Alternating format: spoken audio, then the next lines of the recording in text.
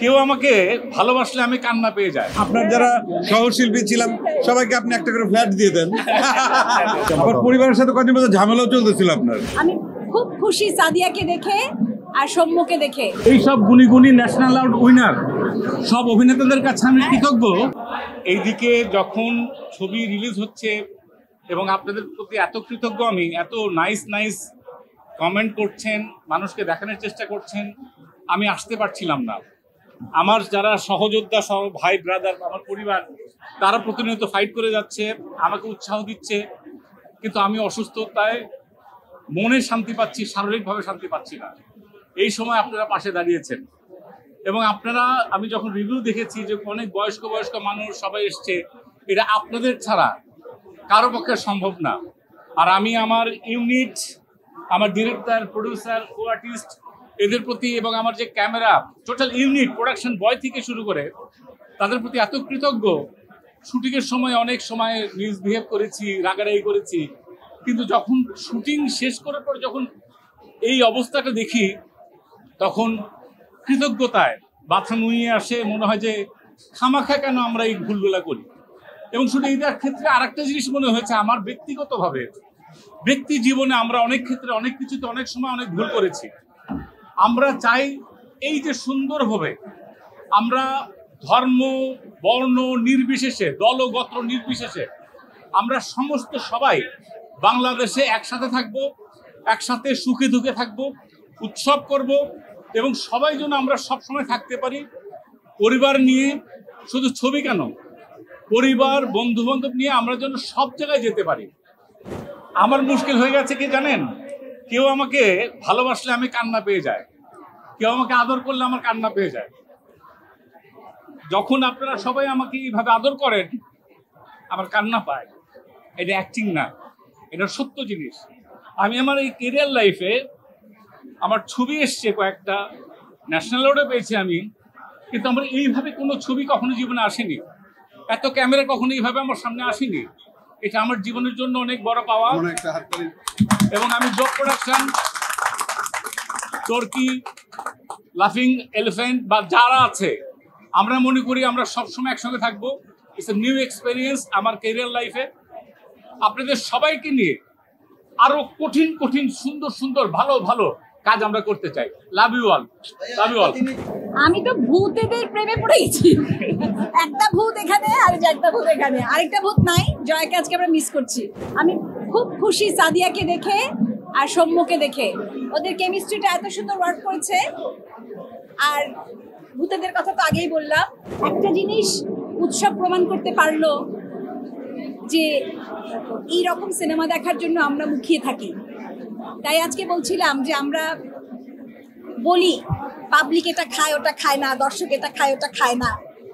তো আমরা তো দেখতে পাচ্ছি দর্শক আসলে কি খায়।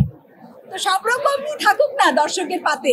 আজকে আমার কাছে মনে হচ্ছে যে আমাদের দিক থেকে উৎসবের আসল উৎসব হচ্ছে বিকজ আমরা জাহিদ ভাইকে পেয়েছি। কারণ আমার কাছে মনে হয়েছে যে উনি একজন মানুষ যিনি আসলে পুরো ছবিটাতে আমাদের সবাইকে নিয়ে চলেছে। তো জাহিদ ভাইয়ের সাথেই আমরা আসলে একসাথেই ছিলাম। আর আমি স্পেশালি থ্যাংক ইউ দিতে চাই যারা আসলে এই দুজন গুণী ভূত, চঞ্চল ভূত এবং জয়া ভূতের সাথে আমাকেও একটা ভূত হিসেবে। আচ্ছা, আমি মাঝখানে একটা কথা মনে পড়েছে, আমারও কথা বলে আবার একটু আসলাম।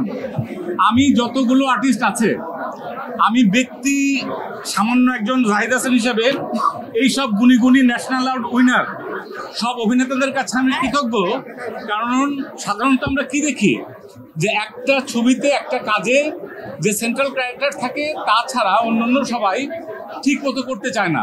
কিন্তু এনারা এক একজন সব 100 পাওয়া মানুষ, তারা যে সব আমার কথায় আমার সাথে কাজ করেছে, সেই জন্য আমি তাদের প্রতি অনেক কৃতজ্ঞ, সবসময় কৃতজ্ঞ। পারলে জীবনে শোধ করে দেবো, অসুবিধা নেই।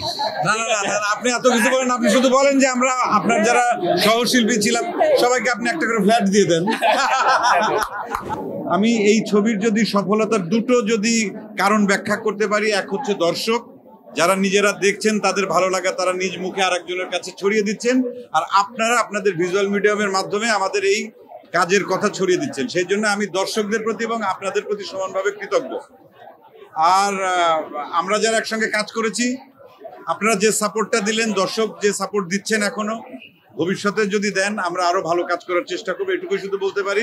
আমরা কিন্তু এই ছবির প্রমোশনটা করার জন্য ফুল টাইম আমরা যার যার মতো করে আমরা চেষ্টা করেছি। তার মধ্যে সবচাইতে বেশি সময় দিয়েছে এই ছবির জন্য সৌম্য আর সাদিয়া। এমন কোনো দিন নেই, এমন কোনো শো নেই আমার মনে হয় যে ওরা হল ভিজিট করেনি, দর্শকদের সঙ্গে ওদের মানে ইন্টারাকশন চালায়নি। তাই তার জন্য আমি আমাদের মনে হয় উৎসবের পক্ষ থেকে আমাদের মানে পরবর্তী প্রজন্মের দুইজন প্রতিভাধর দুইজন শিল্পী, অভিনেতা এবং অভিনেত্রী দুইজনকে আমরা আসলে ভালোবাসা জানাই এবং ওদের জন্য অনেক দোয়া জানাই। ওরা দুইজন কিছু বলুক। আপনারা ঈদের দিন থেকে শুরু করে আজকে পর্যন্ত আপনারা সাংবাদিক ভাই ও বোনেরা যেভাবে আমাদেরকে সাপোর্ট করেছেন, এইটা আসলে আমাদের জন্য অনেক অনেক বড় একটা ব্যাপার। আর এই তো সৌম্য, তুমি কিছু বলো।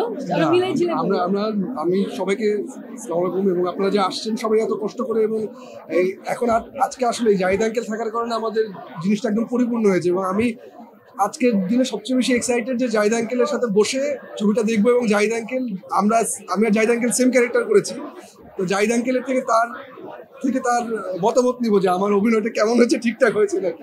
এটা হচ্ছে আমার সবচেয়ে বড় আজকের গোল এবং সবচেয়ে বড় পাওয়ার জন্য, এই জন্যই মূলত আসা। এবং আপনাদের এত ভালোবাসা, এত আসলেই জাহিদ আঙ্কেল যেটা বললো আসলে খুব ইমোশনাল বানিয়ে দেয়, এবং আমি আসলে বলতে পারি না যে আমি কি বলবো না বলবো, হাত পা কাঁপে আসলে। সেই জন্য ছবিটি মুক্তি পাওয়ার পর থেকে আপনাদের সামনে বারবারই এসেছি, আমরা সবাই মিলে হল ভিজিট করেছি।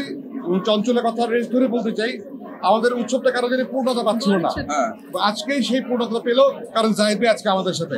আমরা সবাই মিস করছিলাম জাহিদ ভাইকে। আর কথা বলতে চাই, ছবিটা দেখতে চাই, কারণ আমি নিজেই এখন ছবিটা দেখতে পারিনি দুটো কারণে। এক হচ্ছে পরিচালকের শর্ত, পরিবার ছাড়া ছবিটি দেখা যাবে না। পরিবারের সাথে যখন শিডিউল মেলায় তখন টিকিট পাই না, তো আজকে সেই সৌভাগ্য হচ্ছে সবাই মিলে একসাথে দেখি। আবার পরিবারের সাথে কদিন মতো ঝামেলাও চলতেছিল আপনার। কার পরিবার? কোন পরিবার?